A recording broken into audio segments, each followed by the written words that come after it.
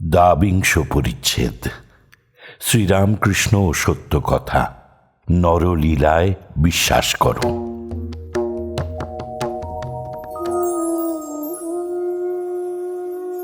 শ্রীরামকৃষ্ণ প্রাণ কৃষ্ণাদি ভক্তের প্রতি বলছেন, আর সংসারে থাকতে গেলে সত্য কথার খুব আঁট চাই। সত্যতেই ভগবানকে লাভ করা যায়। আমার সত্য কথার আঁট এখন তবু একটু কমেছে, আগে ভারী আঁট ছিল। যদু বলতুম নাইব, গঙ্গায় নামা হলো, মন্ত্রোচ্চারণ হলো, মাথায় একটু জলও দিলুম, তবু সন্দেহ হলো বুঝি পুরো নামা হলো না। অমুক জায়গায় হাঁকতে যাব, তা সেইখানে যেতে হবে। রামের বাড়ি গেলুম কলকাতায়, বলে ফেলেছি লুচি খাবো না। যখন খেতে দিলে তখন আবার খিদে পেয়েছে, কিন্তু লুচি খাবো না বলেছি, তখন মেঠাই দিয়ে পেট ভরায়। এখন তবু একটু আঁট কমেছে, বাচ্চে পায়নি, যাব বলে ফেলেছি, কি হবে? রামকে জিজ্ঞাসা করলুম, সে বলে গিয়ে কাজ নাই। তখন বিচার করলুম যে সবই তো নারায়ণ, রামও নারায়ণ, ওর কথাটাই বা শুনি না কেন? হাতি নারায়ণ বটে, কিন্তু মাহুত নারায়ণ। মাহুত যে কালে বলেছে হাতির কাছে এসো না, সেকালে মাহুতের কথা না শুনি কেন? সেই রকম বিচার করে আগেকার চেয়ে একটু আঁট কমেছে। পূর্ব কথা। বৈষ্ণব চরণের উপদেশ। নরলীলায় বিশ্বাস করো। এখন দেখছি, এখন আবার একটা অবস্থা বদলাচ্ছে। অনেক দিন হলো বৈষ্ণব চরণ বলেছিল মানুষের ভিতরে যখন ঈশ্বর দর্শন হবে তখন পূর্ণ জ্ঞান হবে। এখন দেখছি তিনি এক এক রূপে বেড়াচ্ছেন, কখনো সাধু রূপে, কখনো ছল রূপে, কখনো বা খল রূপে।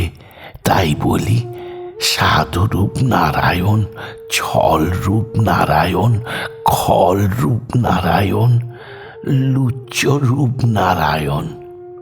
এখন ভাবনা হয় সবাইকে খাওয়ানো কেমন করে হয়।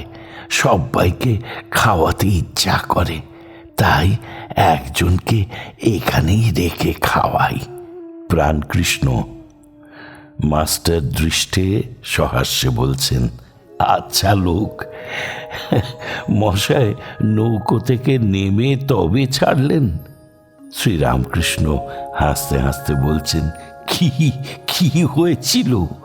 প্রাণকৃষ্ণ বলছেন যে নৌকোয় উঠেছিলেন, একটু ঢেউ দেখে বলেন নামিয়ে দাও। হ্যাঁ মাস্টার, কি করে এলেন? মাস্টার বলছেন, হেঁটে। ঠাকুর হাসিতে লাগিলেন। সংসারী লোকের বিষয়কর্ম ত্যাগ কঠিন, পণ্ডিত ও বিবেক।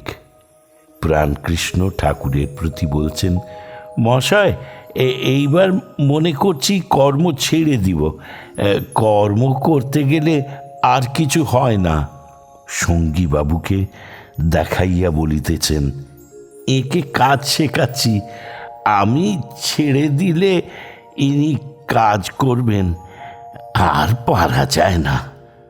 শ্রীরামকৃষ্ণ সঙ্গে সঙ্গে বলছেন, হ্যাঁ বড় ঝঞ্ঝাট। এখন দিন কতক নির্জনে ঈশ্বর চিন্তা করা খুব ভালো। কিন্তু তুমি বলছো বটে ছাড়বে, কাঁপতেন ওই কথা বলেছিল। সংসারী লোকেরা বলে, কিন্তু পেরে উঠে না। অনেক পণ্ডিত আছে, কত জ্ঞানের কথা বলে, মুখেই বলে, কাজে কিছুই নয়। যেমন শকুনি খুব উঁচুতে ওঠে, কিন্তু ভাগাড়ের দিকে নজর, অর্থাৎ সেই কামিনী কাঞ্চনের উপর, সংসারের উপর আসক্তি। যদি শুনি পণ্ডিতের বিবেক বৈরাগ্য আছে, তবে বড় ভয় হয়। তা না হলে কুকুর ছাগল জ্ঞান হয়। প্রাণকৃষ্ণ প্রণাম করিয়া বিদায় গ্রহণ করিলেন ও মাস্টারকে বলিলেন, আপনি যাবেন? মাস্টার বলিলেন, না, আপনারা আসুন। প্রাণকৃষ্ণ হাসিতেছেন ও বলিলেন, তুমি আর যাও। মাস্টার পঞ্চবটির কাছে একটু বেড়াইয়া ঠাকুর যে ঘাটে স্নান করিতেন সেই ঘাটে স্নান করিলেন। তৎপরে ভবতারিণী ও রাধাকান্ত দর্শন ও প্রণাম করিলেন। ভাবিতেছেন, শুনিয়াছিলাম ঈশ্বর নিরাকার, তবে এই প্রতিমার সম্মুখে কেন প্রণাম? ঠাকুর শ্রীরামকৃষ্ণ সাকার দেব দেবী মানেন এই জন্য।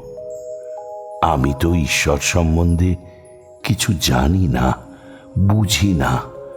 ঠাকুর যে কালে মানেন, আমি কোন ছাড়, মানিতেই হইবে। মাস্টার ভবতারিণীকে দর্শন করিতেছেন, দেখিলেন বাম হস্তদ্বয়ে নরবুণ্ড ও অসি, দক্ষিণ হস্তদ্বয়ে বরাভয়। একদিকে ভয়ঙ্করা, আর একদিকে মা ভক্তবৎসলা। দুই ভাবের সমাবেশ। ভক্তের কাছে, তার দিনহীন জীবের কাছে মা দয়াময়ী, স্নেহময়ী। আবার এও সত্য, মা ভয়ঙ্করী, কাল কামিনী। একাধারে কেন দুই ভাব, মাই জানেন। ঠাকুরের এই ব্যাখ্যা মাস্টার স্মরণ করিতেছেন আর ভাবিতেছেন, শুনেছি কেশব সেন ঠাকুরের কাছে কালী মানিয়াছেন। এই কি মৃন্ময় আধারে চিন্ময়ী দেবী? কেশব এই সব কথা বলিতেন। সমাধিস্থ পুরুষের শ্রীরামকৃষ্ণের ঘটি বাটি খপর। এইবার তিনি ঠাকুর শ্রীরামকৃষ্ণের কাছে আসিয়া বসিলেন। স্নান করিয়াছেন দেখিয়া ঠাকুর তাহাকে ফল মূলাদি প্রসাদ খাইতে দিলেন। তিনি গোল বারান্দায় বসিয়া প্রসাদ পাইলেন। পান করিবার জলের ঘটি বারান্দাতে রহিল। ঠাকুরের কাছে তাড়াতাড়ি আসিয়া ঘরের মধ্যে বসিতে যাইতেছেন, ঠাকুর বলিলেন, ঘটি আনলে না? মাস্টার বললেন, আজ্ঞা আনছি। শ্রীরামকৃষ্ণ বললেন, বাহ বাহ বাহ বাহ।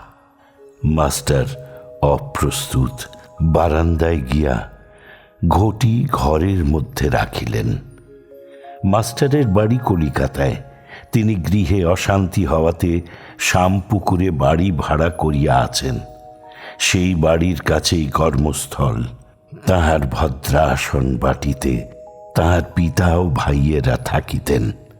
ঠাকুরের ইচ্ছা যে তিনি নিজ বাটিতে গিয়া থাকেন, কেননা একান্নভুক্ত পরিবার মধ্যে ঈশ্বর চিন্তা করিবার অনেক সুবিধা।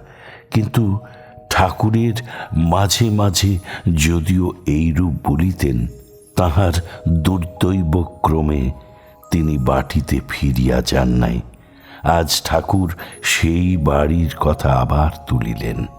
শ্রীরামকৃষ্ণ বলছেন, কেমন, এইবার তুমি বাড়ি যাবে? মাস্টার বলছেন, আমার সেখানে ঢুকতে কোনো মতে মন উঠে না। শ্রীরামকৃষ্ণ বলছেন, কেন? তোমার বাপ বাড়ি ভেঙে চুড়ে নতুন করছে। বাড়িতে আমি অনেক কষ্ট পেয়েছি, আমার যেতে কোনো মতে মন হয় না। কাকে তোমার ভয় হয়? সব্বাইকে। সে তোমার যেমন নৌকোতে উঠতে ভয়। ঠাকুরদের ভোগ হইয়া গেল, আরতি হইতেছে ও কাঁসর ঘণ্টা বাজিতেছে। কালীবাড়ি আনন্দে পরিপূর্ণ। আরতির শব্দ শুনিয়া কাঙাল, সাধু, ফকির সকলে অতিথিশালায় ছুটিয়া আসিতেছেন। কারু হাতে শালপাতা, কারু হাতে বা তৈজসপত্র, থালা, ঘটি, সকলে প্রসাদ পাইলেন।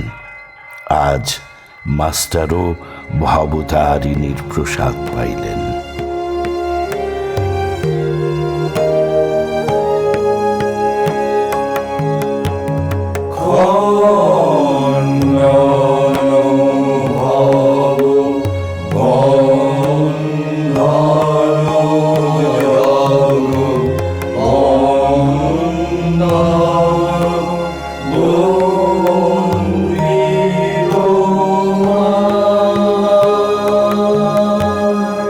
ঠাকুর ও মায়ের চরণে আপনাদের সবার মঙ্গল কামনা করি। লাইক করুন, শেয়ার করুন, অন্যকে দেখার সুযোগ করে দিয়ে পুণ্য লাভ করুন। আর সাবস্ক্রাইব করুন, বেল আইকন পুশ করুন, যাতে আমাদের পরের নিবেদনের খবরটি আপনার কাছে পৌঁছয় সবার আগে। অমৃত কথন এই অনুষ্ঠানের আঙিনা থেকে আপনাদের সবার সুখ, শান্তি, সমৃদ্ধি কামনা করে বলি